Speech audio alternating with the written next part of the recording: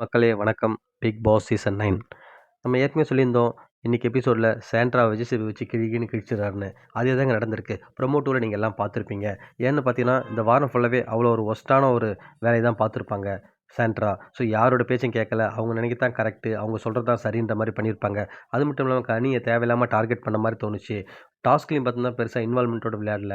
So அதால கண்டிப்பா நீங்க வந்து ஏன் இப்படி பண்றீங்கன்னு சொல்ற மாரி விஜய் சேதுபதிய வச்சு நல்லா செய்ன்னு செஞ்சுட்டாருன்னு தாங்க சொல்லணும்.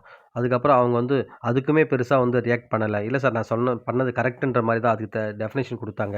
ஸோ விஜய் சேதுபதி அதெல்லாம் எதுக்கல. இதுக்கப்புறம் இந்த மாரி பண்ணாதீங்க.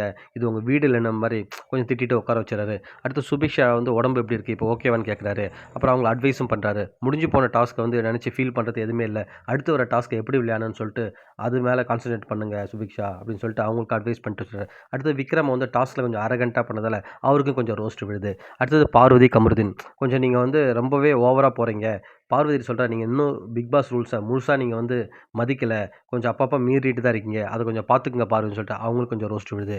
ஸோ கானா வினோத்துக்குமே ஒரு சில இடத்துல அவர் வந்து அவர் கேப்டன் பதவியிலேருந்து அவரோட வேலைய செய்ய தவறிட்டார்ன்னு சொல்லிட்டு அவருக்கு கொஞ்சம் ரோஸ்ட் விழுதுங்க. ஸோ இன்னைக்கு ஃபுல்லா இதாங்க நடக்குது. இன்னைக்கு யாருமே எலிமினேட்டட் இல்ல. ஸோ நம்ம வழக்கம் போல நம்மளுடைய யூடியூபர்ஸ் எல்லாம் நெறைய பேர் சொல்லியிருக்காங்க. இந்த வாரம் டபுள் எவிக்ஷன்னு. பட் டபுள் எவிக்ஷன்லாம் எதுவும் இல்லங்க. சிங்கிள் எவிக்ஷன் தான். இப்போ அந்த அந்த எவிக்ஷன் பார்த்தீங்கன்னா, ஒண்ணு எஃப்ஜே இல்ல ஆதிரை. அது நாளைய எபிசோட்ல தான் நடக்கும். ஸோ உங்களுக்கு வந்து நானு எவிக்ஷன் தகவல் வந்தவுடனே உங்களுக்கு அடுத்த வீடியோல நான் போஸ்ட் பண்றேன். நன்றி மக்களே! Thank you.